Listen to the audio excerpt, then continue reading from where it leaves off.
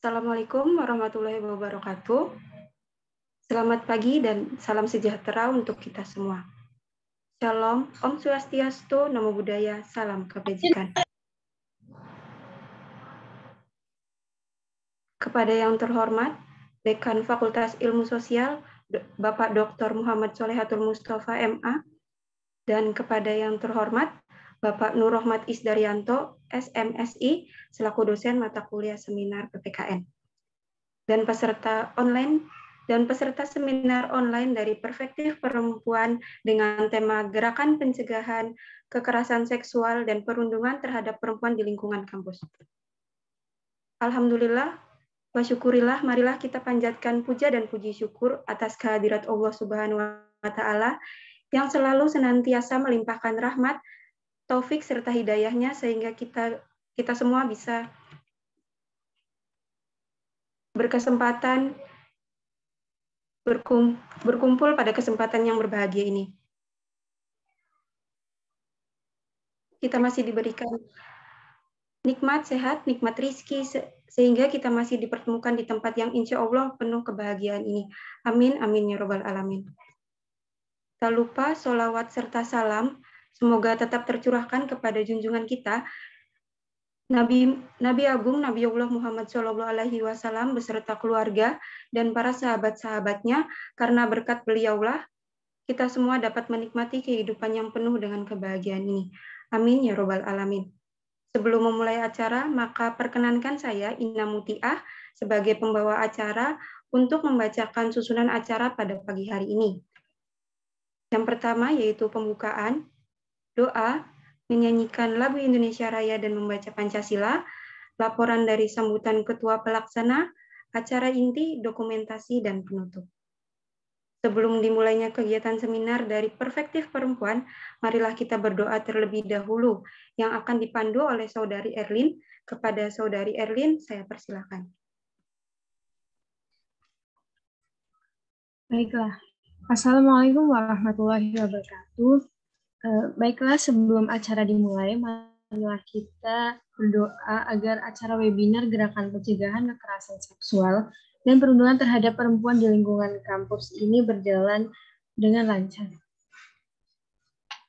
Saya akan memandu doa secara Islam. Bagi Bapak Ibu hadirin non-Muslim, mohon berkenan untuk menyesuaikan. A'udzubillahi minasyaitonirrajim. Bismillahirrahmanirrahim. Alhamdulillahirabbil alamin. Hamdan syakirin, hamdan na'imin, hamdan yu'afi ni'amahu wa yukafi musyidah. Ya Rabbana lakal hamdu kama yanbaghi lil jalali wa zikal karimi wa azimi sultani. Allahumma sholli wa sallim ala sayyidina Muhammadin wa ala alihi wa sahbihi ajma'in.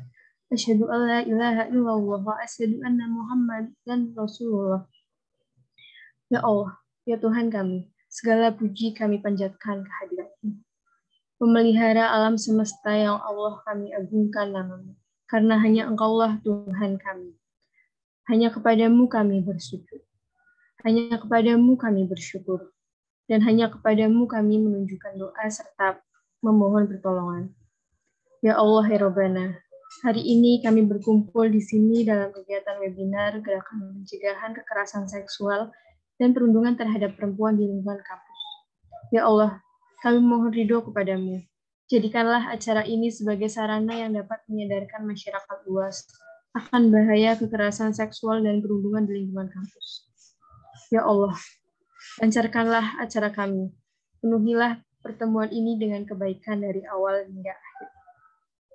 Ya Allah yang Maha Mengetahui, Bimbinglah kami dengan hidayah-Mu, berkahilah kami selalu dengan nikmat-Mu, dan jadikanlah orang yang selalu berada di jalan kebenaran.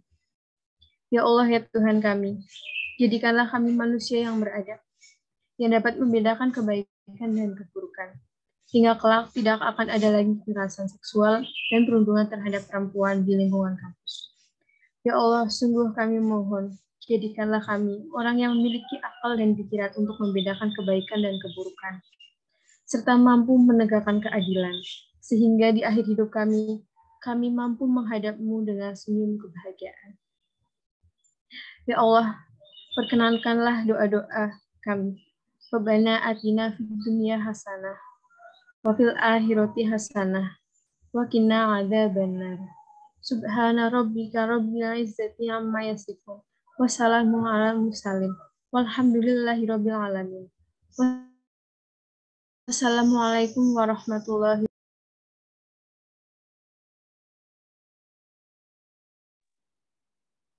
Selanjutnya menyanyikan lagu Indonesia Raya. Kepada semua hadirin dimohon untuk berdiri untuk menyanyikan lagu Indonesia Raya.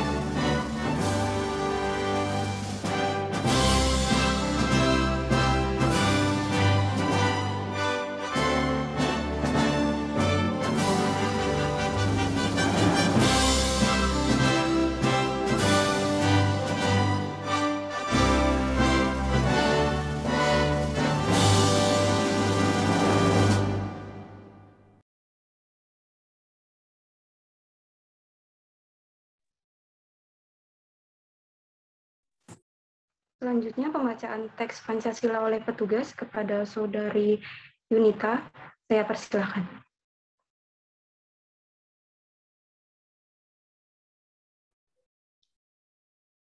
Terima kasih. Pancasila. 1. Ketuhanan yang Maha Esa. 2. Kemanusiaan yang adil dan beradab. 3. Persatuan Indonesia. 4. Kerakyatan yang dipimpin oleh hikmat, kebijaksanaan dalam permusyawaratan perwakilan. 5. Keadilan sosial bagi seluruh rakyat Indonesia.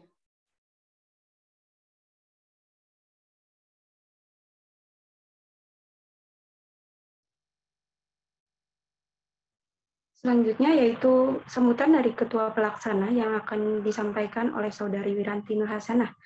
Kepada Saudari Wiranti Nur Hasanah, saya persilakan. Baik, terima kasih untuk MC yang sudah mempersilakan.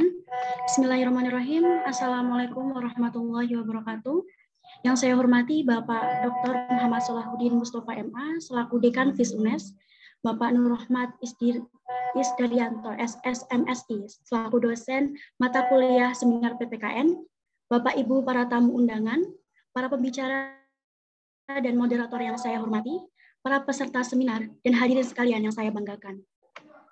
Pertama-tama marilah kita panjatkan puji syukur kehadirat Allah Subhanahu wa taala, Tuhan yang Maha Pengasih dan Penyayang, karena atas izinnya pada hari ini kita dapat berkumpul secara virtual melalui Zoom meeting ini untuk bersama-sama mengikuti acara webinar yang diadakan oleh Tim Diskusi Nasional Prodi PPKN UNES tahun 2022. Salawat serta salam tak lupa senantiasa kita sanjungkan kepada junjungan kita baginda Nabi Muhammad SAW yang telah membawa kita hijrah dari zaman jahiliyah ke zaman yang bermartabat dan berilmu, serta akan selalu kita nantikan syafaatnya di hari akhir. Tema webinar saat ini tentunya sangat menarik untuk kita semua, yaitu terkait dengan gerakan pencegahan kekerasan seksual dan perlindungan terhadap perempuan di lingkungan kampus. Sebagaimana kita ketahui bersama, bahwa kekerasan itu banyak sekali ragam dan bentuknya, mulai dari kekerasan fisik, kekerasan non-fisik, maupun secara virtual. Tapi yang jelas, bagaimanapun bentuk dari kekerasan sendiri akan banyak merugikan bagi setiap orang, baik korban sendiri maupun keluarganya, dan juga menimbulkan dampak yang meluas. Kementerian Pendidikan, Kebudayaan, dan Teknologi, Kemendikbudristek, mengeradikasi 3 besar dalam dunia pendidikan, yaitu perundungan, intoleransi, dan kekerasan seksual.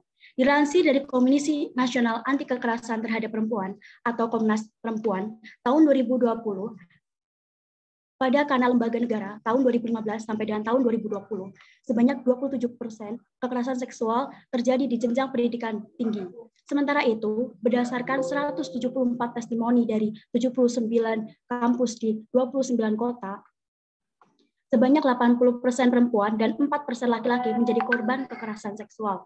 Sebanyak 77% dosen menyatakan kekerasan seksual pernah terjadi di kampus, dan sebanyak 63% tidak berani untuk melaporkan kasus tersebut di pihak kampus.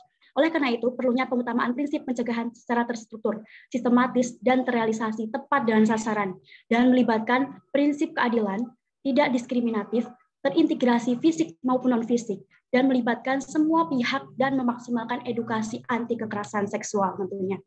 Mengingat antusias para peserta yang sangat tinggi akan tema webinar kali ini, diharapkan nanti seminar di tahun ke depan akan berlanjut terus dan senantiasa lebih baik.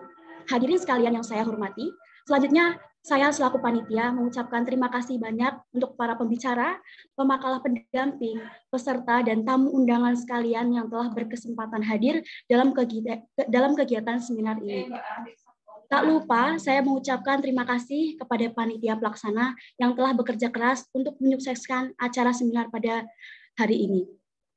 Hadirin sekalian, tidak berpanjang kata tentunya, pada kesempatan ini saya menyampaikan selamat berseminar, semoga dapat mengambil ilmu yang banyak di seminar kali ini. Akhir kata, saya mohon maaf jika dalam berjalannya acara ini ada yang kurang berkenan. Terima kasih. Wassalamualaikum warahmatullahi wabarakatuh. Saya kembalikan lagi ke MC. Baik, terima kasih. Sekarang sampailah kita pada acara inti, yaitu penyampaian materi yang akan disampaikan oleh pemateri kita pada pagi hari ini. Selanjutnya, izinkan saya membacakan CV dari moderator pertama kita pada pagi hari ini.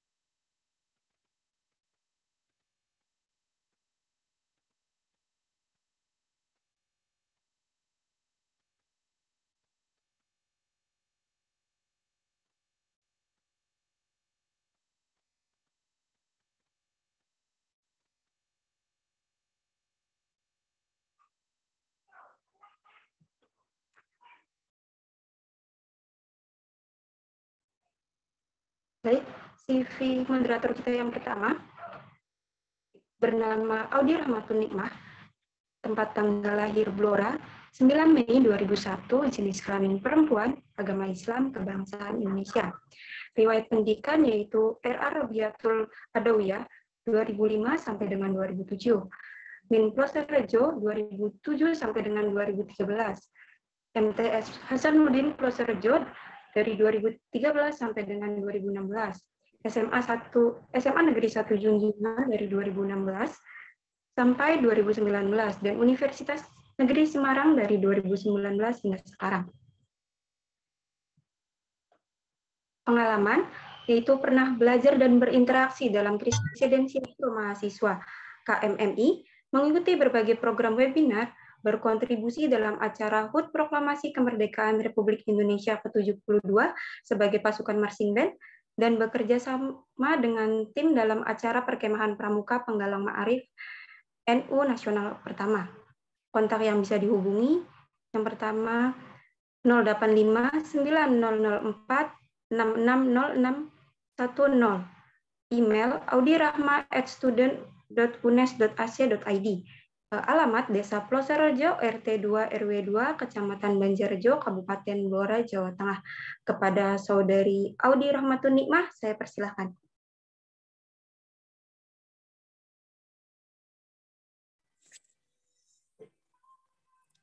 Terima kasih MC atas kesempatan yang diberikan. Assalamualaikum warahmatullahi wabarakatuh. Selamat pagi dan salam sejahtera untuk kita semua. Saya di sini sebagai moderator akan memandu jalannya pada sesi pertama kali ini. Akan saya bacakan CV pemateri pertama, yaitu dari Saudari Hasna Putri Utami.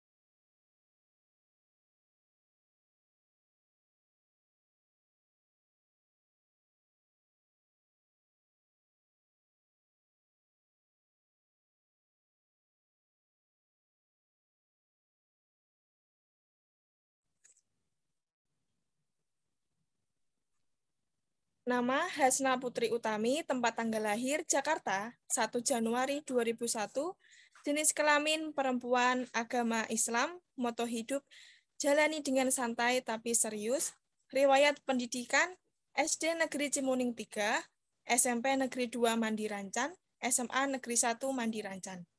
Pengalaman organisasi, OSIS SMP Negeri 2 Mandi Rancan, PMR SMA Negeri 1 Mandi Rancan, Staf Departemen Ekonomi Kreatif BEMFIS 2020, Kepala Departemen Ekonomi Kreatif BEMFIS 2021, kontak 0821 3000 0927. Pada pemateri pertama, akan membahas mengenai apa itu kekerasan seksual dan perundungan.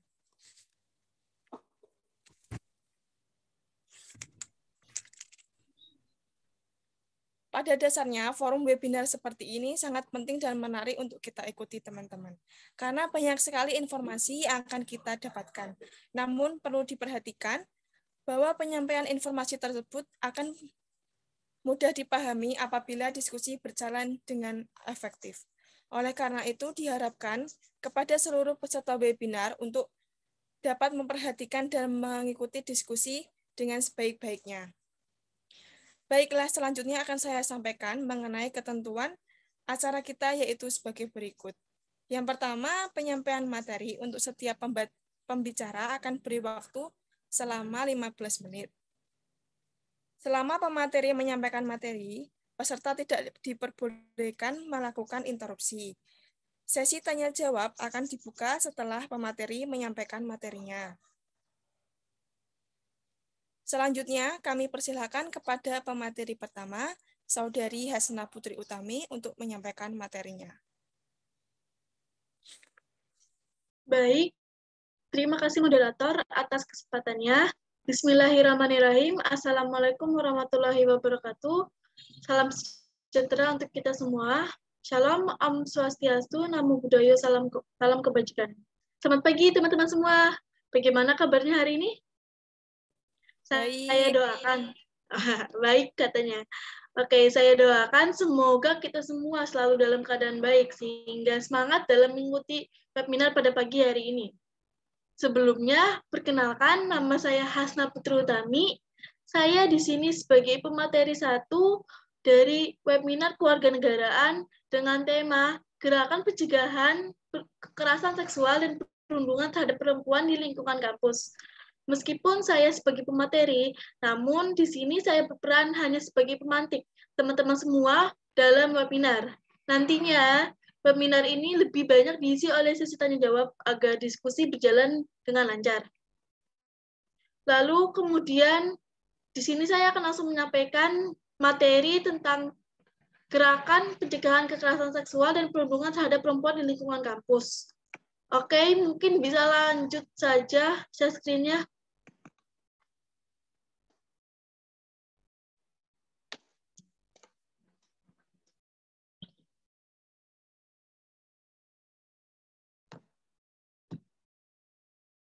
Bisa dilanjut share screen-nya.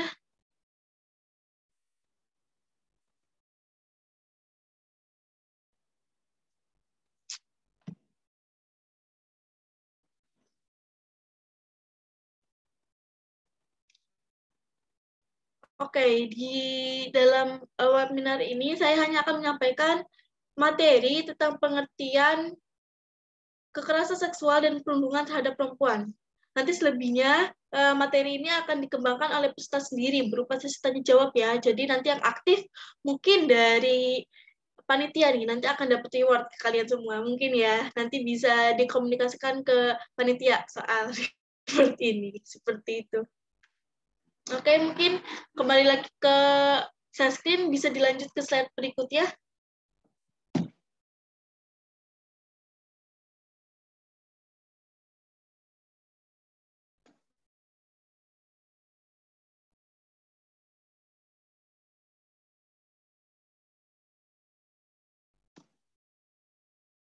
Oke, mungkin di sini operator sedang mengalami, oke, ini sudah terlihat.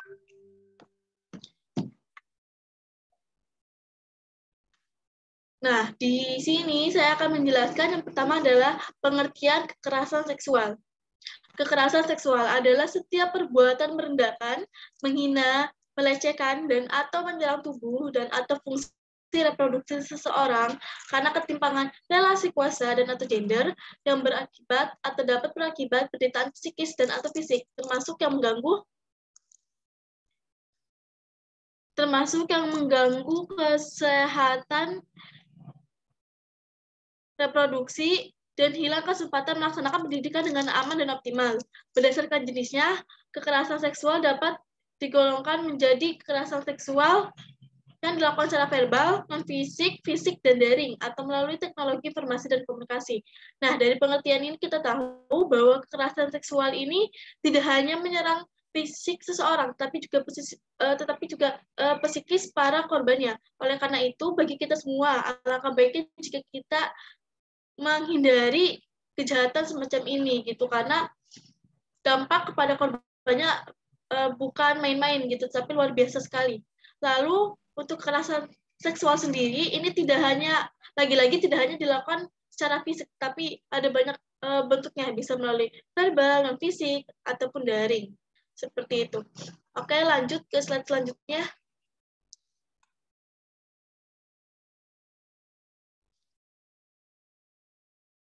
Nah, bentuk-bentuk perbuatan seksual. Yang pertama adalah berperilaku atau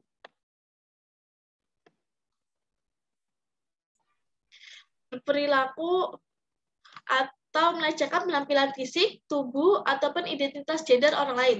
Misalnya, lelucon seksis, siulan, dan memandang bagian tubuh orang lain. Jadi, tidak hanya kita menyentuh saja, tapi melalui ucapan-ucapan ringan seperti lelucon, siulan, yang mengandung hal-hal berbau seksis, itu juga termasuk perbuatan kekerasan seksual. Lalu yang kedua, menyentuh, mengusap, meraba, memegang, dan atau menggosokkan bagian tubuh pada area pribadi seseorang.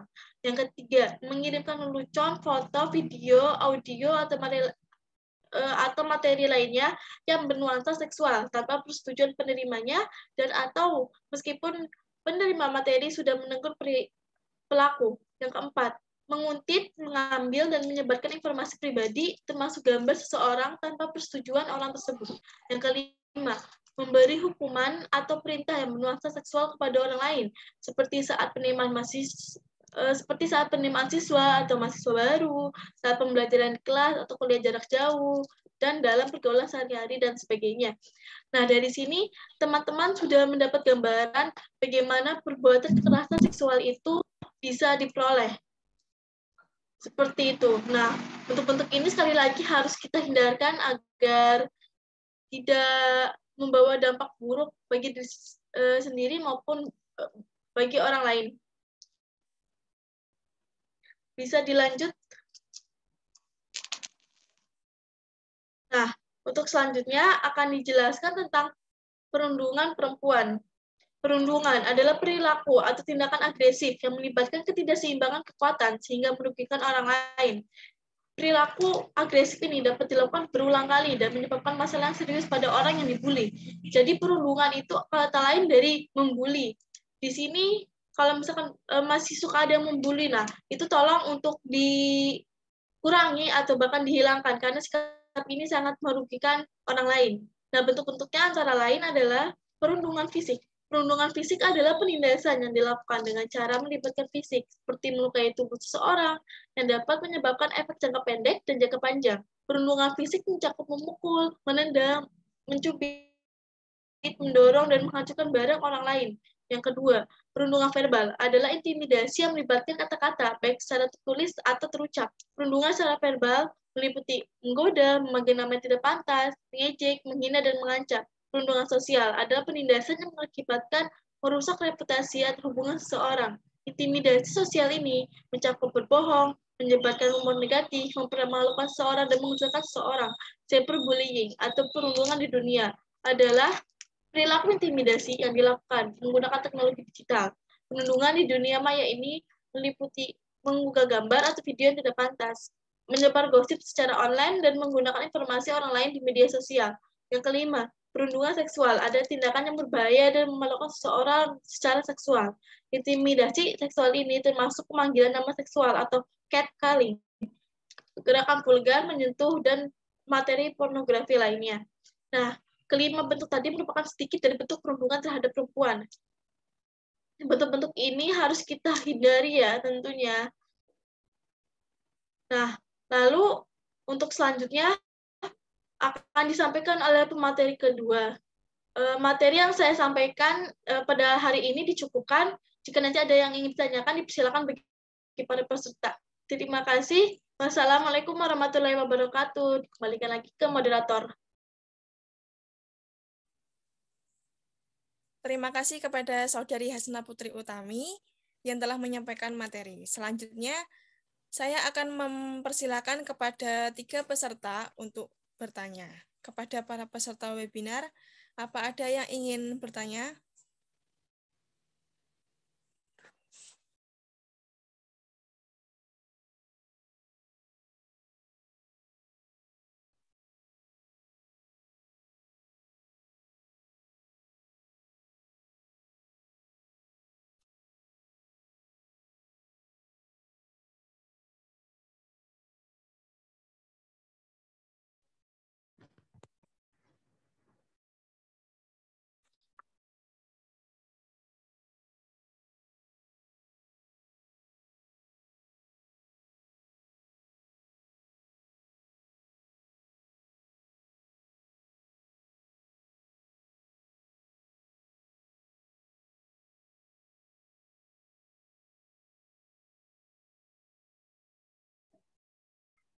Izin bertanya, Kak.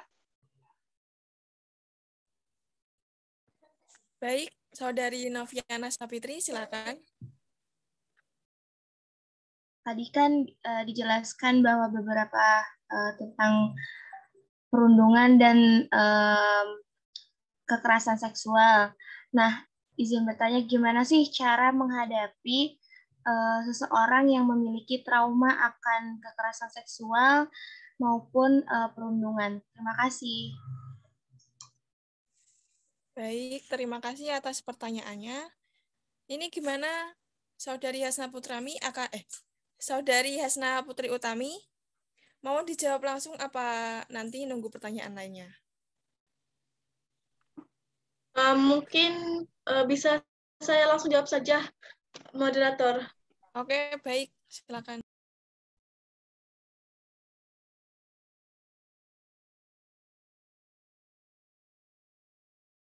Oke.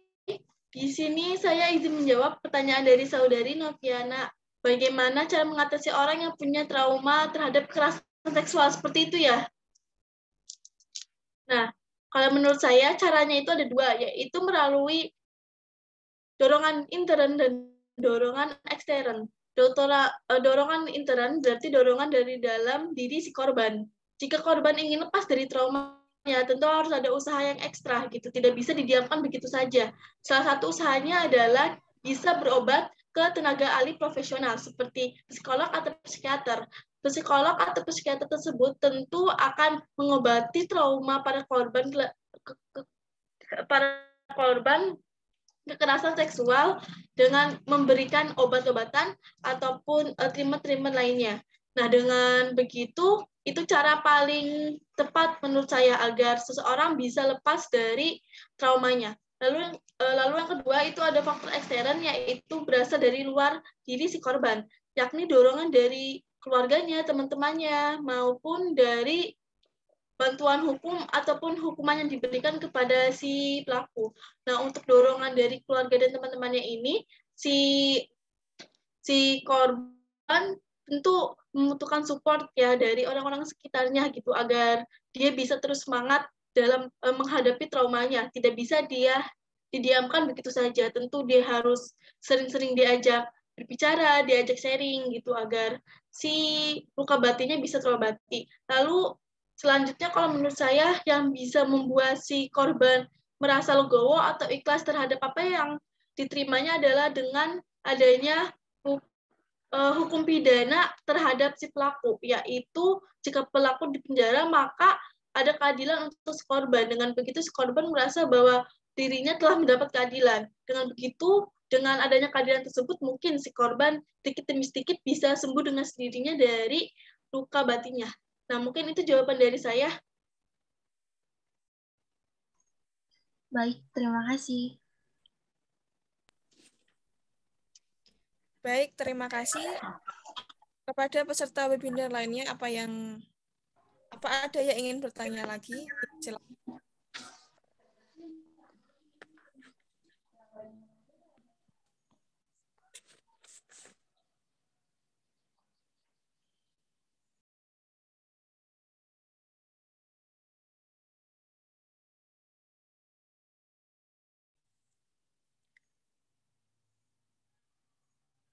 Ayo kepada peserta webinar.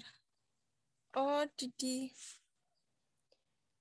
Didi Homsa Prasetyana, raise hand. Baik Kak, izin bertanya kepada Kak Hasna Putri Utami. Tadi membawakan materi terkait perundungan dan kekerasan seksual kepada perempuan di kampus. Nah, pada faktanya ternyata perundungan kekerasan seksual itu tidak hanya terjadi kepada perempuan di kampus, namun juga ada sebagian kecil terhadap laki-laki. Jadi di sini apakah ada kesetaraan gender dari perlindungan kekerasan dan perundungan dan kekerasan seksual di kampus yang tidak hanya kepada kaum perempuan saja, namun juga kepada kaum laki-laki, mengingat kekerasan seksual bisa saja terjadi kepada siapa saja. Jadi bagaimana? Jadi pertanyaan saya, bagaimana pendapat Kak Hasna Putri terkait perlindungan kekerasan seksual yang terjadi kepada laki-laki? Apakah itu memiliki urgensi yang sama, atau menurut Kak Hasna hanya perempuan saja yang perlu mendapatkan perlindungan kekerasan seksual itu? Terima kasih.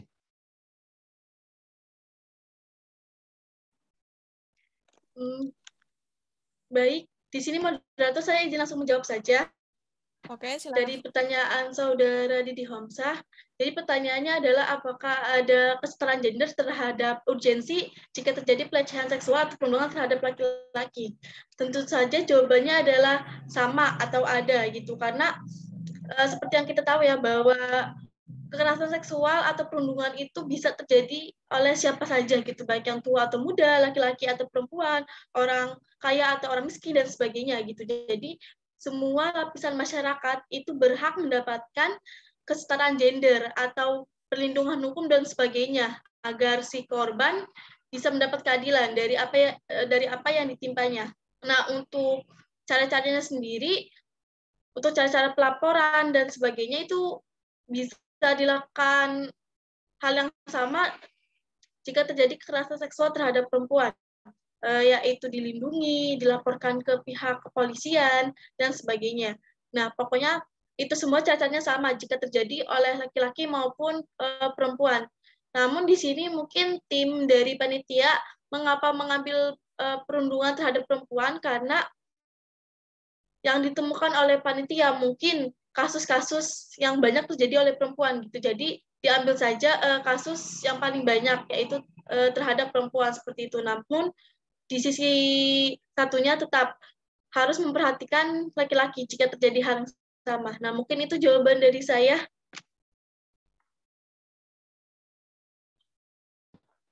Baik Kak, terima kasih. Baik, terima kasih kembali.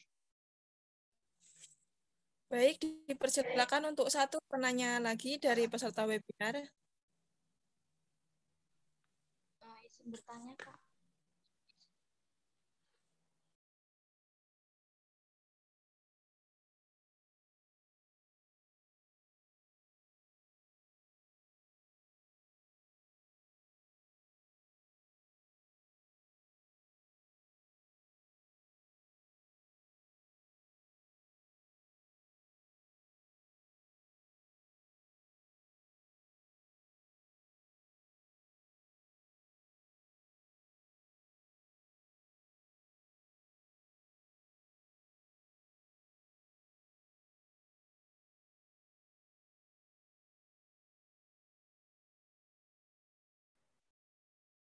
Izin bertanya, Kak, apakah suara saya masuk, Kak?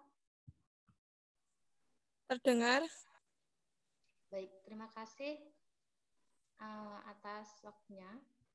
Izin bertanya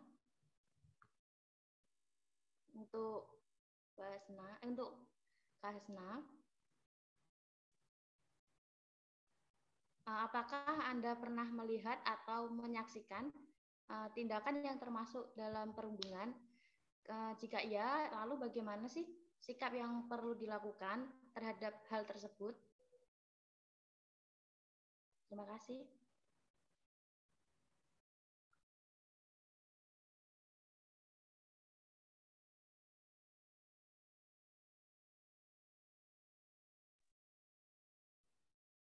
Baik, di sini saya akan langsung menjawab saja pertanyaan dari saudari Yunita.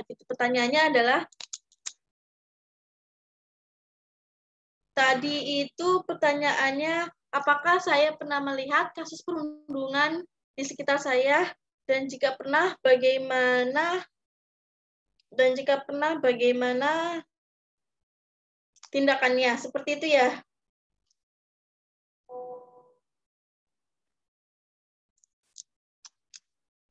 Nah, menurut saya itu cara-caranya adalah untuk melihatnya sendiri, saya belum pernah melihat kasus perundungan di sekitar saya gitu. Namun jika dari teman-teman ada yang melihat kasus perundungan di sekitar teman-teman, maka cara yang bisa dilakukan adalah yang pertama, catat setiap kejadian. Catat setiap peristiwa yang disaksikan setiap harinya. Catat apa saja yang dilakukan dan dikatakan oleh pelaku kepada korban. Karena biasanya kalau perundungan atau pembulian itu tidak terjadi hanya sekali dua kali saja, tetapi terjadi beberapa kali oleh pelaku dan korban yang sama. Gitu. Nah, jadi jika kita menyaksikan peristiwa tersebut, maka catat setiap kejadian. Nanti catatan-catatan itu bisa menjadi bukti jika dilaporkan, seperti itu. Lalu yang kedua, kumpulkan barang bukti. Jika melihat dan menemukan sesuatu yang bisa menjadi barang bukti, baik berupa rekaman, foto, atau benda, simpan barang bukti itu sebaik mungkin. Seperti itu. Jadi ketika jadi pembulian, teman-teman tidak boleh pasif, tetapi teman-teman harus ikut membela keadilan bagi korban nantinya, yaitu dengan cara-cara ringan seperti mengambil video atau mengambil foto gitu, agar itu bisa menjadi barang bukti ketika lagi-lagi nanti dilaporkan ke pihak yang berwajib. Lalu yang ketiga, alihkan perhatian perilaku atau korbannya. Anda cukup mengalihkan perhatian pelaku dengan cara mengajaknya ngobrol atau pura-pura mencari alat makan tertentu dan pura-pura meminta bantuan pelaku untuk mencarinya. Bila pelaku tidak menggubris, maka yang dilakukan adalah menolong korban dengan berkata, misalnya, kamu dicari sama Pak Fajar loh, sepertinya mau bahas proposalmu kemarin. Dengan begitu, korban jadi punya alasan untuk segera meninggalkan pelaku. Nah, ini salah satu tips yang bagus ya. Jadi ketika teman-teman dihadapi oleh pemandangan perundungan, maka caranya adalah alihkan perhatian si korban gitu, dengan cara bisa panggil, minta bantuan, dan sebagainya, agar si korban itu bisa segera teralihkan dari si pelaku. Lalu yang keempat, itu mencari bantuan. Hal ini juga akan membantu korban agar tidak merasa sendirian, apalagi sampai dikucilkan. Dan yang kelima, bicaralah pada seseorang yang bisa menghentikan aksi perundungan tersebut. Nah, itu merupakan cara-cara yang bisa dilakukan teman-teman jika bertemu dengan kasus perundungan di sekitar teman-teman. Semoga bermanfaat. Nah, mungkin itu jawaban dari saya.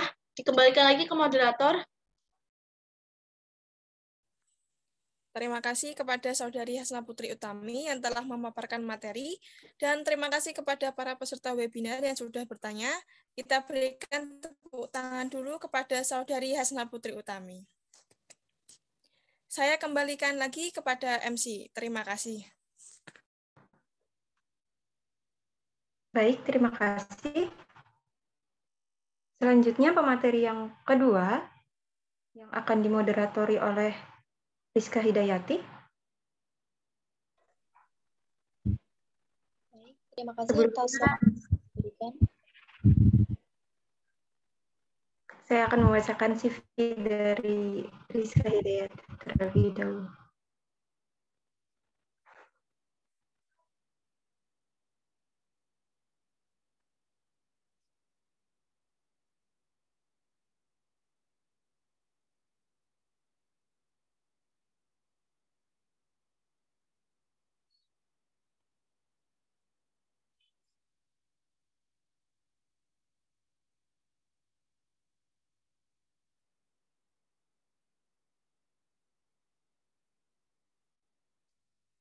Baik, CV dari moderator kita yang kedua yaitu Rizka Hidayati dengan tempat tanggal lahir di Purworejo 29 April 2001, jenis kelamin perempuan, agama Islam, kebangsaan Indonesia, riwayat pendidikan Dudu Wetan dari 2007 hingga 2013, SMP Negeri 7 Purworejo dari 2013 hingga 2016,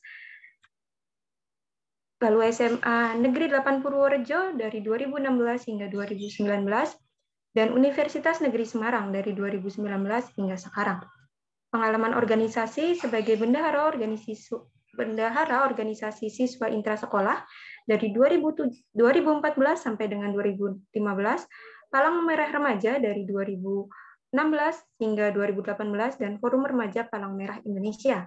Kontak yang bisa dihubungi yaitu 085 7777 141000.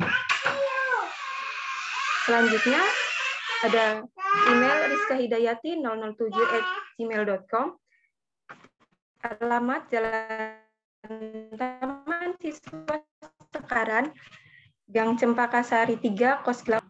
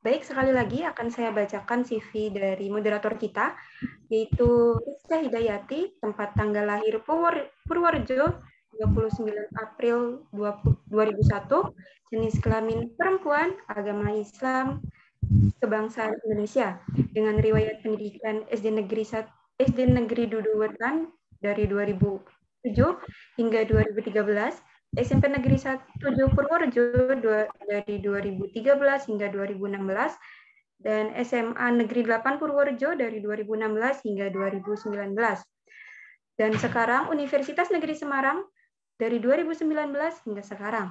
Pengalaman organisasi, pernah menjadi bendahara organisasi siswa intrasekolah dari 2014 hingga 2015, dan pernah menjadi anggota Palang Merah Remaja dari 2016 hingga 2018, dan Forum Remaja Palang Merah Indonesia.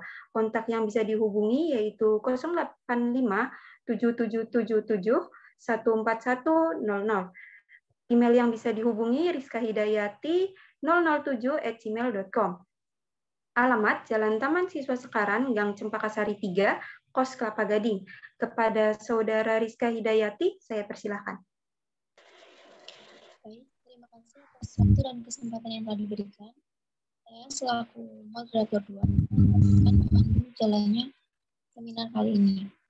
Besar harapan saya, seluruh peserta seminar kali ini dapat tetap mematuhi tata tertib dan ketentuan yang sudah disampaikan oleh moderator satu tadi, agar acara seminar dapat berjalan dengan lancar, tertib, paparan dapat disampaikan dengan baik, serta pertanyaan-pertanyaan yang nantinya disampaikan oleh penanya dapat dijawab dengan kebenaran yang telah dinyatakan.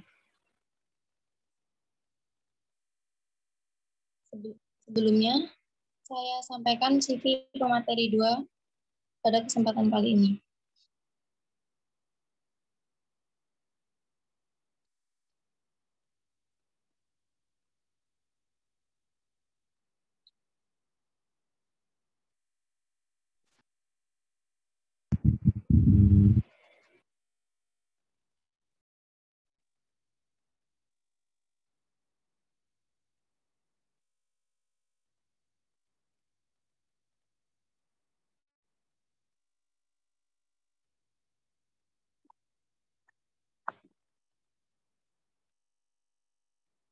Baik, saya bacakan CV pemateri 2 pada seminar kali ini.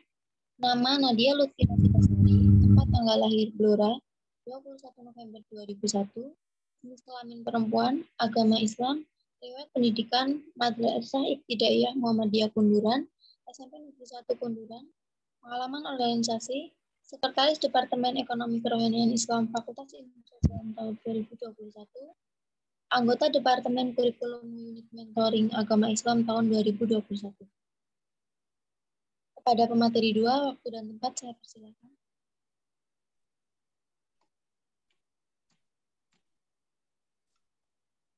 Baik, terima kasih atas kesempatan dan waktunya. Pertama-tama, bismillahirrahmanirrahim. Assalamualaikum warahmatullahi wabarakatuh. Selamat pagi, Bapak Nur Rahmat Isdaryanto dan Ibu Eta Yuni Lestari sebagai selaku dosen pengampu mata kuliah seminar PPKN. Kemudian selamat pagi peserta webinar yang berbahagia dan teman-teman panitia yang sudah menyiapkan acara webinar ini dengan baik dan sangat luar biasa. Nah, kali ini saya akan membahas mengenai materi kasus kekerasan seksual dan perlindungan perempuan yang pernah terjadi di kampus.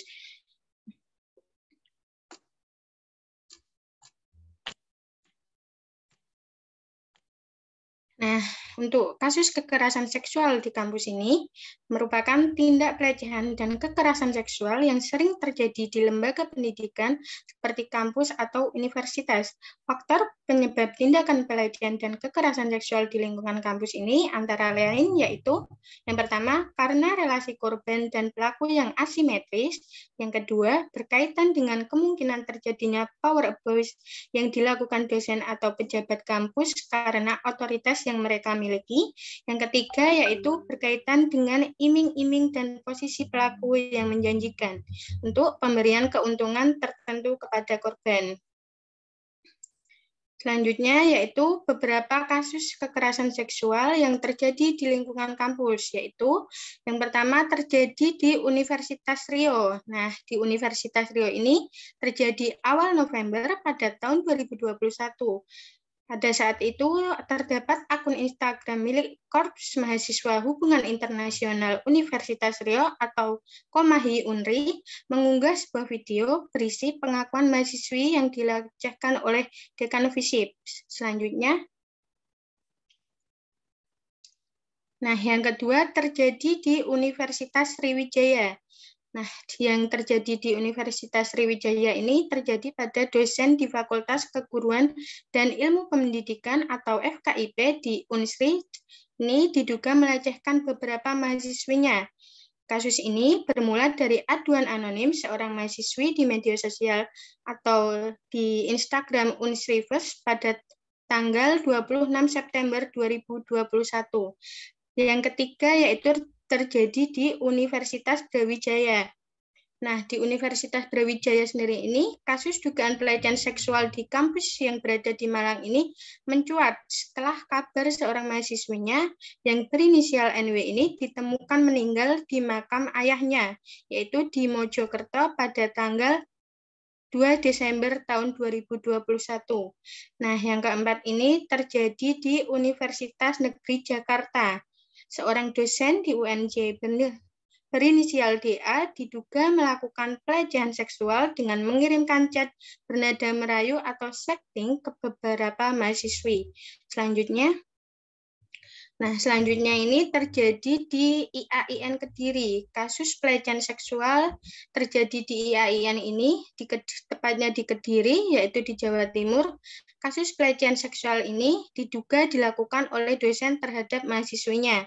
Selanjutnya yaitu di IAIN Sultan Amai Gorontalo. Nah, di IAIN Sultan Amai Gorontalo ini terjadi tindak pelecehan seksual yang tercatat minimal dialami oleh 4 mahasiswi. Setelah sejumlah mahasiswi melakukan unjuk rasa, dosen yang menjadi pelaku pelecehan seksual akhirnya dipecat dengan tidak hormat. Nah, beberapa kasus lain tindak pelecehan seksual di lingkungan perguruan tinggi dilaporkan terjadi di UIN Maulana Malik Ibrahim, di Malang, di Universitas Negeri Padang atau UNP, di Universitas Palangkaraya atau UPR, di Universitas Jember, dan Universitas Gadjah Mada Yogyakarta. Selanjutnya yaitu mengenai kasus perundungan perempuan di kampus. Kampus ini merupakan tempat yang sehat, termasuk yang bebas dari perundungan dan kekerasan seksual. itu seharusnya. Namun, untuk mewujudkan kampus yang aman dari tindak kekerasan seksual atau perundungan ini, harus ada upaya terpadu dari setiap elemen-elemen kampus. Semua pihak harus mengambil tindakan pencegahan dan angkat bicara jika ada kecurigaan atau terjadi tindakan kekerasan seksual dan perundungan, terutama pada perempuan. Lingkungan kampus seringkali dianggap sebagai ruang yang aman, sehingga kekerasan yang terjadi seringkali ditutup-tutupi dan tidak dilaporkan. Nah, para pelaku tidak dihukum sebagaimana mestinya, akibatnya korban mengalami trauma seumur hidup. Aksi perundungan ini dimulai pada beberapa anak sejak masa prasekolah dan meningkat dari waktu ke waktu sampai akhirnya menjadi sebuah kebiasaan. Para pelaku perundungan berasal dari berbagai kalangan usia. Mirisnya, perilaku menyimpang ini masih kita jumpai dalam lingkungan kampus. Kasus perundungan yang terjadi seakan menghantui para mahasiswa yang ingin menimba ilmu dan berekspresi di dalam kampus. Sekian materi yang saya sampaikan, saya kembalikan ke moderator. Baik, terima kasih atas materi yang disampaikan. Selanjutnya, saya buka sesi pertanyaan. Untuk peserta webinar yang akan bertanya, sudah tempat, saya persilakan.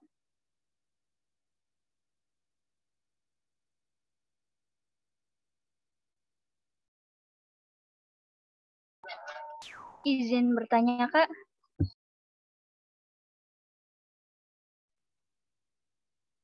Iya, silakan. Tadi kan Kak Nadia menjelaskan mengenai kasus perundungan perempuan di kampus. Nah, dengan banyaknya kasus kekerasan seksual perempuan di kampus kan salah satunya karena ketidakberanian mahasiswa untuk melaporkan perbuatan yang diberikan kepada dirinya. Nah, bagaimana menurut Kak Nadia supaya mahasiswa itu berani untuk melaporkan hal tersebut? Terima kasih. Terima kasih Nur Habidah atas kesempatan yang telah diberikan.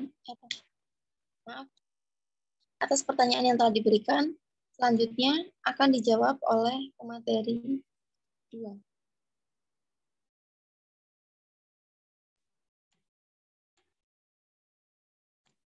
Terima kasih atas pertanyaannya, Saudari Nur Habidah Maliyah, mengenai dengan banyaknya kasus kekerasan seksual perempuan di kampus, karena ketidakberanian mahasiswa untuk melaporkan perbuatan yang diberikan oleh pada dirinya. Nah, pertanyaannya, bagaimana menurut saya supaya para mahasiswa itu berani melakukan hal tersebut? Mungkin saya akan menjawab singkat saja, yaitu tentunya dari kita sendiri harus tertanam rasa tegas dan berani dan percaya diri, sehingga kita mendapatkan perlakuan yang tidak sengaja, kita bisa langsung ambil sikap. Untuk tertanam sikap tersebut, tentunya kita di dalam diri kita harus selalu menjadi positive thinking atau berpikir positif, jangan pernah merasa kita menyalahkan diri, kita tidak suci atau kita lemah. Jadi pikiran-pikiran yang semacam itu sebaiknya dihindari agar dapat selalu tertanam rasa percaya diri. Terima kasih. Terima kasih atas jawaban yang diberikan. Bagaimana Nur Habidah, apakah jawaban yang diberikan sudah cukup? Cukup, Kak. Terima kasih. Selanjutnya lanjut ke pertanyaan kedua. Silakan yang ingin bertanya. Sudah ada pertanyaan dari Kak Rizka Fatmawati, akan saya bacakan. Izin bertanya untuk Kak Nadia. Ada isu yang mengatakan di sebuah kampus kasus kekerasan seksual itu sengaja ditutupi dan ada juga yang justru tidak ada tindakan dari kampus setelah korban berani melapor. Bagaimana menyikapi kondisi kampus yang demikian agar pelaku dan korban memperoleh keadilan? Terima kasih. Bisa langsung dijawab oleh Kak Nadia. Baik, terima kasih atas pertanyaannya, Saudari Rizka Fatmawati. Mengambil kesimpulan dari pertanyaannya mengenai isu yang mengatakan di sebuah kampus kasus kekerasan seksual itu sengaja ditutupi dan ada juga justru tidak ada tindakan dari kampus setelah korban berani melapor. Bagaimana menyikapi kondisi kampus yang demikian agar pelaku dan korban memperoleh keadilan? Nah, berdasarkan isu tersebut bahwa perlindungan pada korban kekerasan seksual di negara Indonesia ini masih sangatlah minim. Sedangkan pelaku kekerasan seksual masih dapat bertindak seakan selalu aman dan tidak mempermasalahkannya atas perilakunya. Korban kekerasan seksual di lingkungan kampus ini masih sulit untuk membuktikan bahwa dia menjadi korban kekerasan seksual. Selain itu, proses peradilan yang sulit dan lama kerap kali menjadikan kasus ini terhambat dan tidak dapat ditindaklanjuti. Mirisnya lagi, ketika kasus yang diajukan oleh korban ini mendapatkan ancaman dari pelaku atau dinyatakan tidak dapat ditindaklanjuti.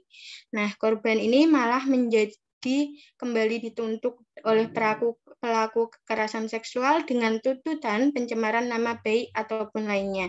Untuk menyikapi kondisi yang demikian agar pelaku dan korban memperoleh keadilan, maka negara harus memiliki payung hukum yang mengatur mengenai tindak pidana kekerasan seksual dengan disahkannya RUU Tindak Pidana Kekerasan Seksual. Ini menjadi hal yang sangat penting sebab dalam RUU TPKS ini mengandung 6 elemen kunci, yaitu memuat 9 bentuk kekerasan seksual, pengakuan terhadap hak korban, hukum acara yang terpadu dengan pengaturan alat buktinya, ketentuan pemidanaan, pencegahan, dan pemantauan terhadap tindakan kekerasan seksual. Sudah, terima kasih. Baik, terima kasih atas jawabannya. Apakah Kak Rizka sudah cukup dengan jawaban yang diberikan? Terima kasih Kak atas jawabannya. Baik, terima kasih. Selanjutnya, saya kembalikan ke MC.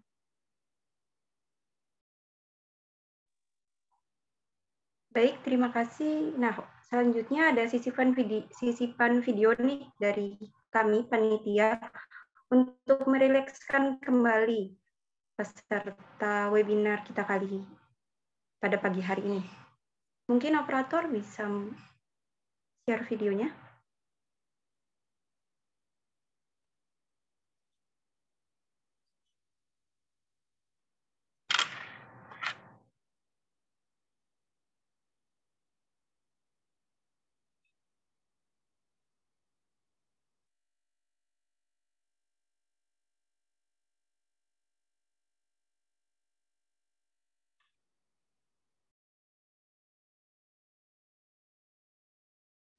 Hai pemain 1, siap hadapi tantangan ini?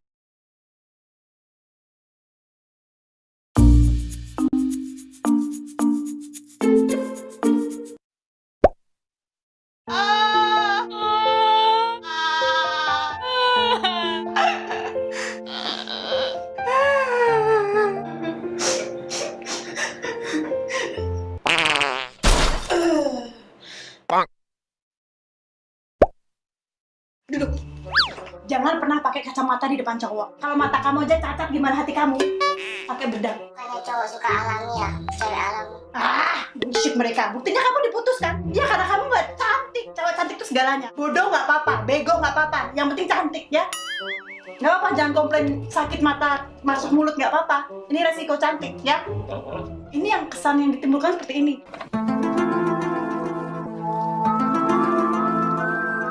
Oh my god, so cantik banget.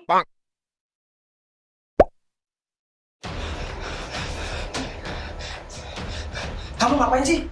Aku mau balikan. Enggak, aku nggak mau. Pokoknya balikan. Enggak, aku nggak mau.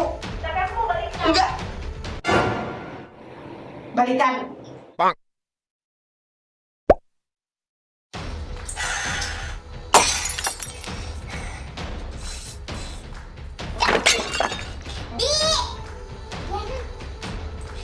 Buang barang-barang ini, kirim ke rumah mantan saya. Tahu mantan saya? Yang mana? Yang terakhir. Tahu? Balikin ke dia, saya nggak butuh lagi. Kasih semuanya. Buat saya aja. Oh, nggak apa-apa. Tapi kasih dulu, kalau dibalikin buat kamu, oke? Ya Allah. Iya.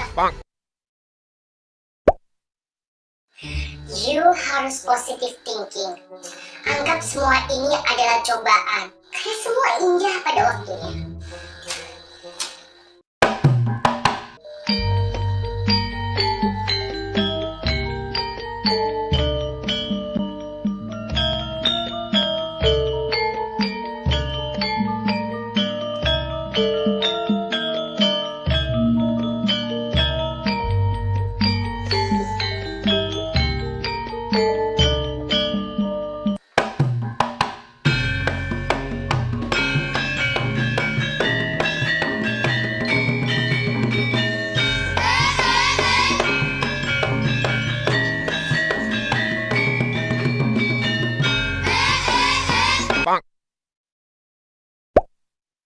Hi, Anthony. Do you have plan for Saturday night? Yeah, just ask me with you. We can have a date together. Oh, you already have a plan. Oh, lumpia. Hai, Alex. Kamu malam minggu kemana? Oh, bantu jualan di warung nyokap. Oh ya udah, nggak apa-apa. Parno. Malam minggu ning ndi le? Jak lunga lah aku. Randeyang aku rada gebetan asu kabeh lu ngapa. Kowe minggat juga. Ya wis lunga kono wis serasa. Bang. Udah punya yang baru aja nih.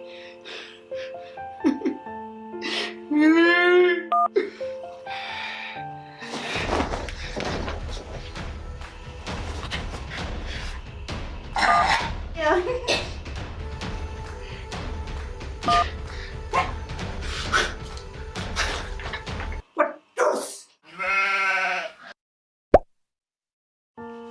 Gue gak tahu harus gimana lagi setelah diputusin sama dia. Ya udah, jangan pernah mau terima telepon dari dia lagi, ngerti? Udah, simpen. Ya pasalnya dicoba untuk kedua kalinya. Nggak bisa gitu, Ga. Dia udah pernah disakitin sekali. Pasti nanti hatinya sakit lagi. Ya pasalnya namanya hubungan kan ada naik turun pasang surut. Dia gimana? Mending dia cari yang baru dong. Tapi nggak usah jawab. Loh, gue dari tadi diem loh ya. Dia apa dari tadi ngomong? Gue cuma mikirin dia aja. Dia juga mikirin dia. Ya makanya jangan kesini. Emang lu udah pacaran? Walaupun belum berapa. Lu jangan so ngasih saran ya. Lu balikan nggak? Bang.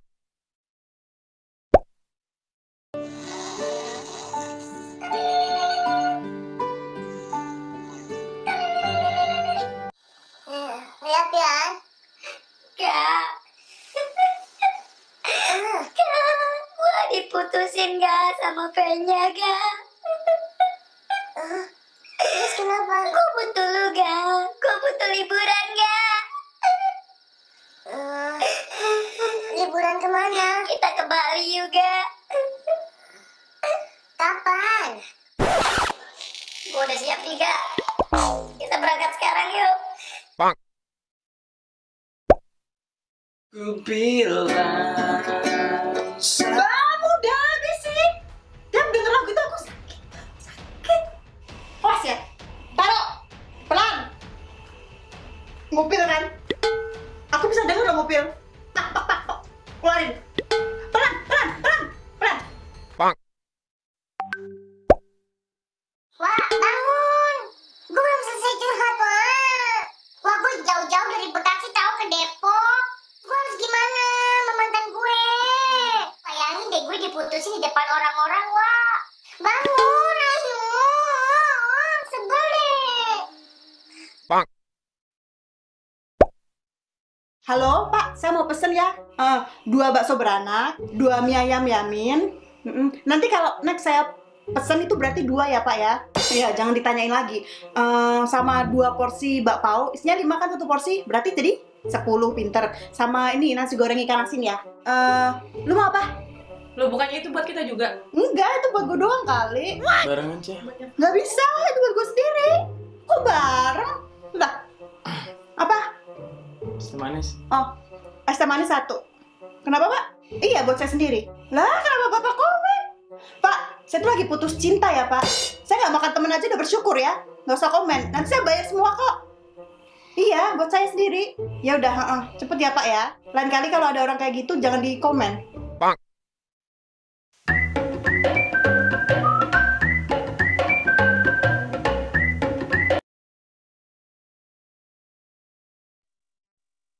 Nah, itu itu dia video sisipan dari kami. Gimana nih peserta? Ada yang can relate nggak kalau abis putus cinta kalian tipe yang seperti apa?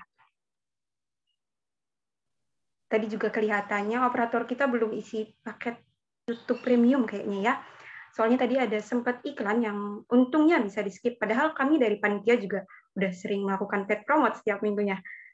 Oke, selanjutnya yaitu pemateri yang terakhir kita pada pagi hari ini yang akan dimoderatori oleh Balkis Kumala. Kepada Balkis Kumala, saya persilahkan.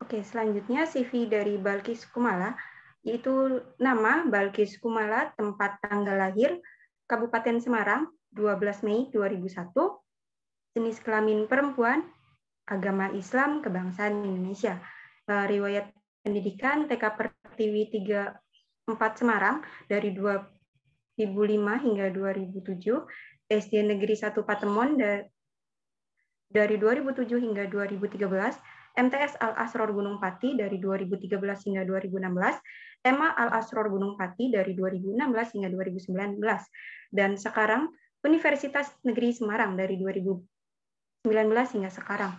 Pengalaman organisasi yaitu si Departemen Pengembangan Organisasi Hima PKN 2019 hingga 2020, dan Bendahara Simpon Viceroy dari 2019 hingga sekarang. Kontak yang bisa dihubungi yaitu 089 620 885 192. Email yang bisa dihubungi yaitu balkiskumala@gmail.com. Instagram yaitu balkis dengan k_, alamat Patemon Gunung Pati, Jawa Tengah. Kepada Balkis Kumala, saya persilakan. Baik, terima kasih kepada MC atas kesempatan yang diberikan pada hari ini. Hadirin sekalian, marilah kita memasuki pada pemateri yang ketiga, yaitu Saudari Hovifah Nur Solihah, yaitu penyampaian materi sekaligus diskusi yang nantinya juga akan ada sesi tanya jawab setelah pemateri menyampaikan materinya. Yang kami hormati dosen-dosen pada pagi hari ini yang telah hadir pada webinar kewarganegaraan, gerakan pencegahan kekerasan seksual dan perundungan perempuan di lingkungan kampus, serta hadirin peserta webinar yang berbahagia. Selanjutnya akan saya bacakan CV pemateri yang ketiga, yaitu Hovifah Nur Solihah. Nama lengkap Hovifah Nur Solihah, tempat tanggal lahir Pemalang 9 Januari 2001, agama Islam, riwayat pendidikan MI Nurul Ulum Pegiringan, SMPN 2 Bantar Bolang, SMAN 3 Pemalang. Pada dasarnya forum-forum seperti ini sangat penting dan menarik untuk kita ikuti, karena akan ada banyak sekali informasi yang akan kita dapatkan. Oleh karena itu, diharapkan kepada seluruh hadirin untuk dapat memperhatikan dan mengikuti acara diskusi dengan sebaik-baiknya. Selanjutnya, marilah kita simak pemateri ketiga, yaitu Saudari Hovifah Nur Solihah. Kepada Saudari Hovifah Nur Solihah, dipersilahkan. Baik, terima kasih moderator atas waktu yang telah diberikan. Sebelumnya, Assalamualaikum warahmatullahi wabarakatuh. Selamat pagi Bapak dan Ibu dosen, serta teman-teman semua. Di sini saya akan menyampaikan materi mengenai upaya memberantas tindak kekerasan seksual dan perundungan di lingkungan kampus. Yang pertama, kita akan membahas materi mengenai upaya memberantas tindak kekerasan seksual.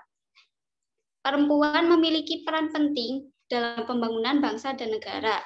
Tetapi permasalahannya, data menunjukkan adanya kerentanan perempuan karena mengalami kekerasan, termasuk di lingkungan perguruan tinggi.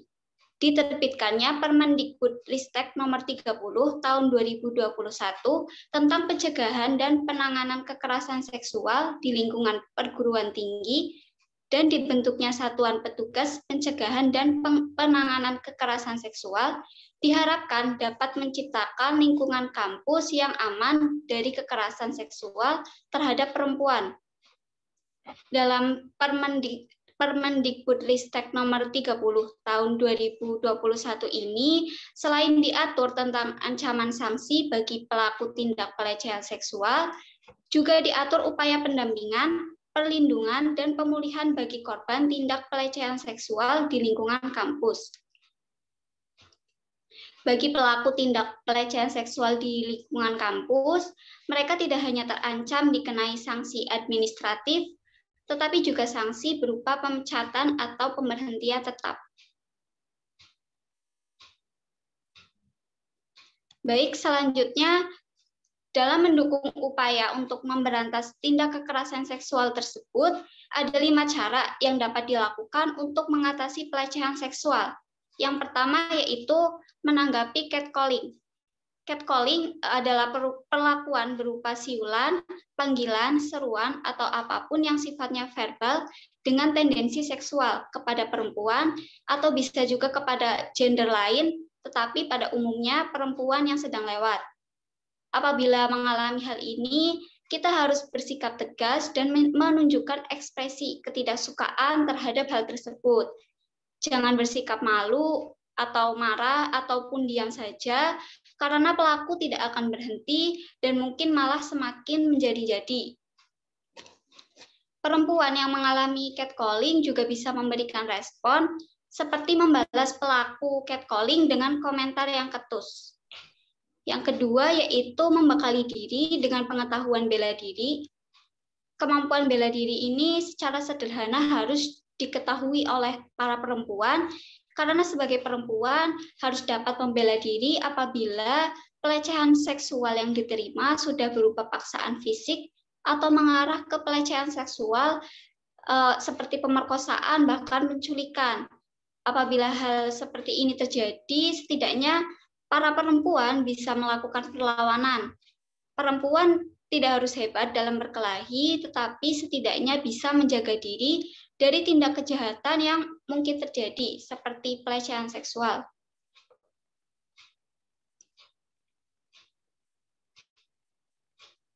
Baik, selanjutnya yang ketiga yaitu jangan diam dan laporkan.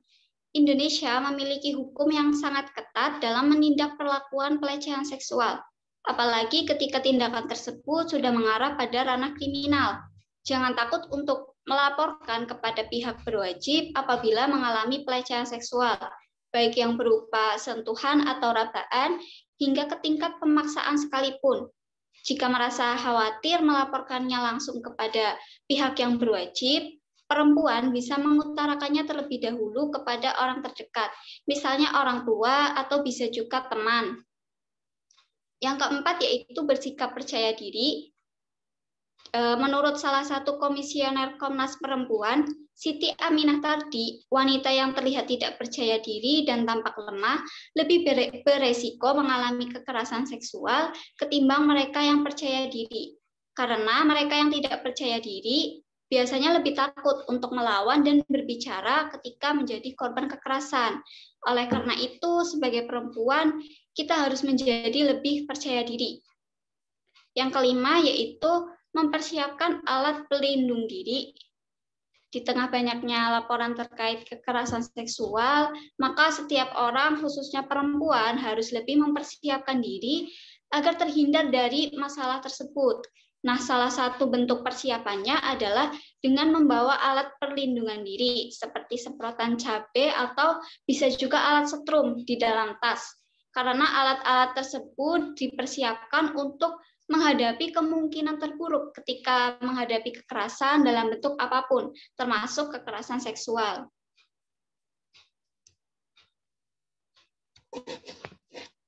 Baik, selanjutnya kita masuk ke materi mengenai upaya memberantas perundungan.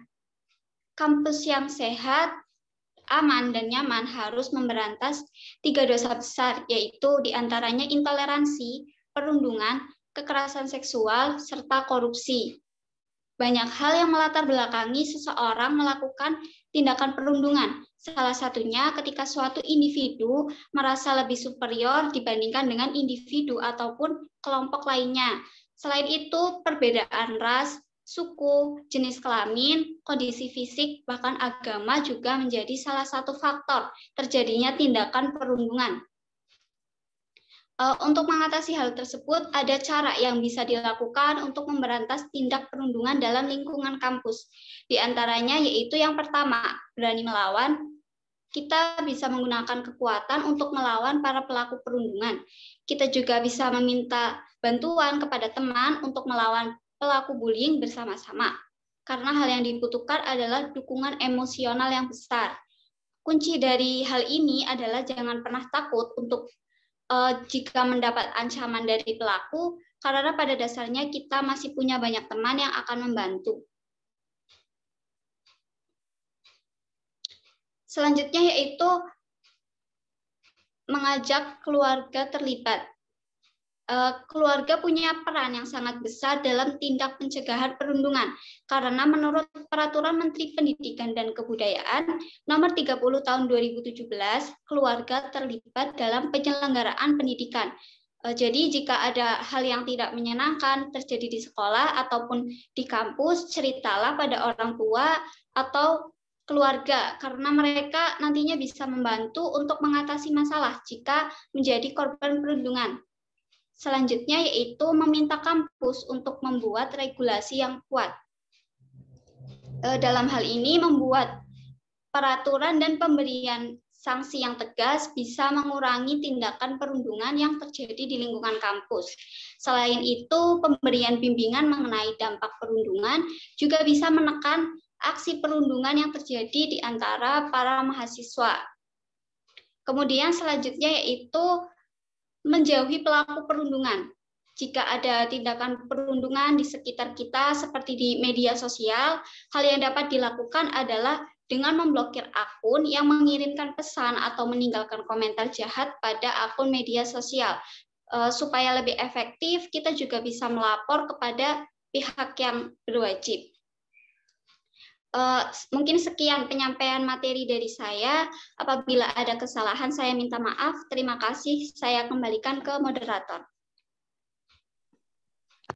Baik, kepada pemateri ketiga kita, atas ilmu yang telah disampaikan, banyak sekali ilmu yang dapat kita terima. Selanjutnya kita buka sesi tanya-jawab. Di kolom chat sudah ada satu penanya dari Kak Lulu Suroya Apriliasari. Selamat pagi Kak, saya Lulu Suroya Apriliasari, NIM 33014190115. Izin bertanya, menurut saudara bagaimana cara mengakhiri kekerasan terhadap perempuan? Terima kasih. Baik, terima kasih atas pertanyaannya Kak Lulu mengenai bagaimana cara mengakhiri kekerasan terhadap perempuan. Di sini saya izin menjawab.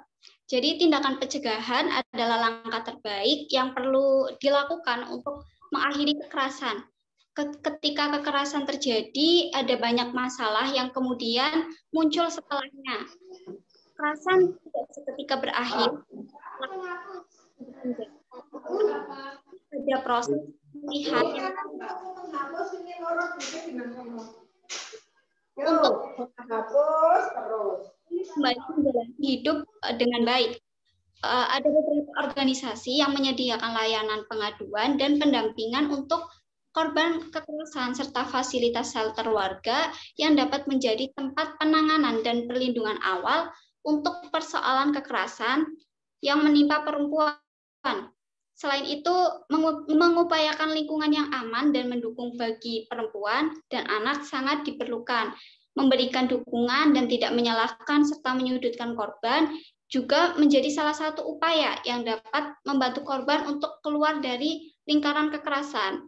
Hal yang tidak kalah penting adalah pembekalan pengetahuan sejak dini melalui pola pengasuhan di keluarga.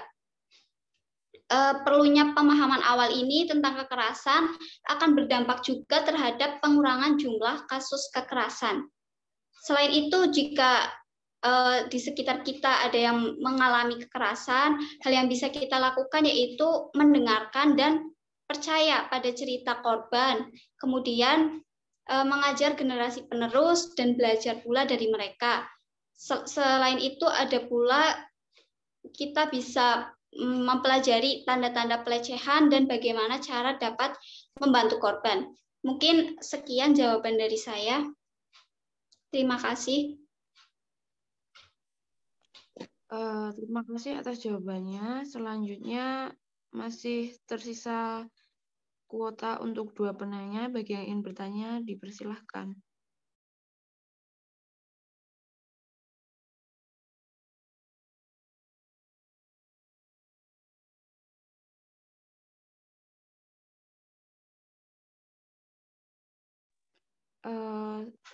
Sudah ada yang raise hand. Kepada Meike Dwi Novita, dipersilahkan. Baik, terima kasih atas waktunya. Perkenalkan, nama saya Meike Dwi Novita. Izin bertanya kepada pembicara ketiga, Mbak Khofifah Nur Solihah. Pertanyaannya, banyak korban kekerasan seksual yang terjadi baik di lingkungan kampus maupun di luaran kampus. Tetapi para korban ini tidak berani melaporkan tindak perlakuan yang dialaminya ke pihak berwajib dan cenderung melaporkan atau curhat ke media sosial. Nah, menurut Anda, mengapa korban kekerasan seksual itu enggan melapor ke pihak berwajib? Alasannya kenapa? Terima kasih. Wassalamualaikum warahmatullahi wabarakatuh. Baik, terima kasih atas pertanyaannya Kak Meike Dwi Novita. Saya izin menjawab. Jadi masing-masing dari korban kekerasan seksual itu membutuhkan waktu yang berbeda-beda untuk mengakui bahwa dirinya adalah korban. Jadi sering ada penundaan untuk melapor ke pihak berwajib, misalnya kepolisian. Nah, selain itu, sistem peradilan di Indonesia masih belum memiliki perspektif gender yang baik. Kemudian tidak semua aparat penegak hukum mengerti bagaimana memberikan pelayanan terhadap korban kekerasan seksual. Ada ketidakpercayaan dan ketidaknyamanan jika aparat penegak hukum mengeluarkan pernyataan yang menyudutkan korban. Misalnya, jika korban kenal dengan pelaku, polisi akan menuduh korban suka sama suka, padahal pada kenyataannya tidak begitu. Maka dari itu, rata-rata korban kekerasan seksual lebih memilih untuk menceritakan masalahnya ke media sosial karena netizen ataupun pengguna media sosial cenderung memberikan dukungan kepada korban. Begitu Kak Meike, apakah bisa? Terima kasih atas jawabannya Mbak Khofifah.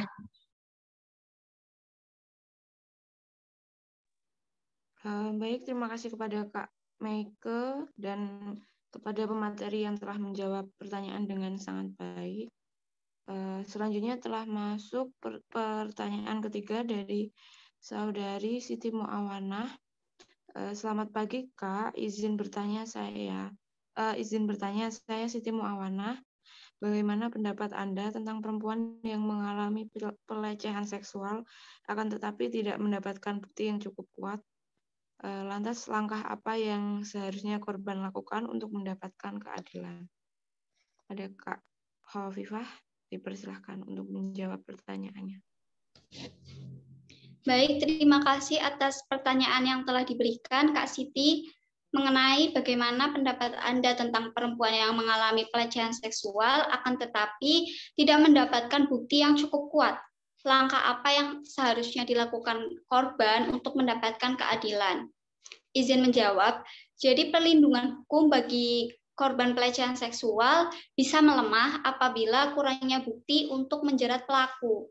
Dalam hukum di Indonesia sendiri, korban memang kurang diperhatikan karena hukum peradilan Indonesia masih terfokus pada pelaku. Seolah-olah dengan diberikannya sanksi kepada pelaku, hal itu sudah cukup, padahal korban seharusnya mendapatkan perlindungan. Langkah yang dapat dilakukan korban untuk mendapatkan keadilan adalah yang pertama, mengumpulkan seluruh benda-benda atau bukti digital yang menjadi barang bukti. Untuk kasus pelecehan seksual, pakaian yang dikenakan atau benda yang mungkin ditinggalkan oleh pelaku bisa menjadi bukti. Kemudian yang kedua, yaitu mencari dukungan. Mencari dukungan ini bisa dari teman, orang terdekat, pendamping, atau lembaga pelayanan yang dapat dipercaya. Kemudian ceritakan apa yang telah terjadi. Yang ketiga, yaitu segera membuat laporan ke petugas terdekat. Untuk kasus pelecehan seksual, secara resmi setiap korban harus melapor ke pihak berwajib atau polisi. Korban kekerasan dilindungi oleh negara, korban juga bisa meminta bantuan hukum di wilayah terdekat untuk melindungi dan membantu menyelesaikan kasus. Yang keempat yaitu data dari kasus kekerasan seksual di Indonesia, termasuk diantaranya pelecehan seksual, tidak tercatat dengan baik. Maka dari itu, bagi korban yang mengalami kekerasan seksual, jangan lupa untuk mencatat laporan dan kasus, misalnya ke Komnas Perempuan. Mungkin seperti itu jawaban dari saya. Baik, terima kasih. Selanjutnya, saya kembalikan kepada MC. Terima kasih. Baik, terima kasih kepada semua moderator dan semua pemateri atas penyampaian materi yang luar biasa. Di acara selanjutnya yaitu dokumentasi atau foto bersama, diharapkan kepada semua panitia dan peserta untuk menyalakan kamera.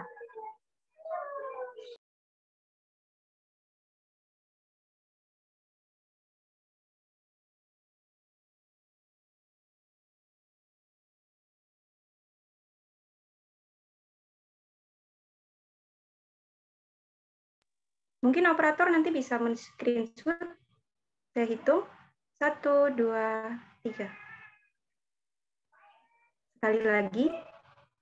1, 2, 3.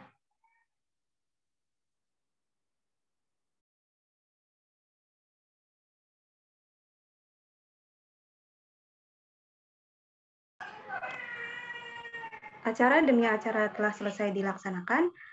Sebelum kita tutup, saya selaku pembawa acara seminar dari Perspektif Perempuan memohon maaf yang sebesar-besarnya apabila ada tutur kata yang kurang berkenan di hati Bapak atau Ibu, serta seluruh peserta seminar. Sekian, mari kita tutup acara seminar dari Perspektif Perempuan dengan bacaan Hamdalah. Alhamdulillahirabbil alamin. Nah, dengan ini seminar online dari Perspektif Perempuan dengan tema Gerakan Pencegahan Kekerasan Seksual dan Perundungan terhadap Perempuan di Lingkungan Kampus telah selesai dilaksanakan. Terima kasih. Wassalamualaikum warahmatullahi wabarakatuh.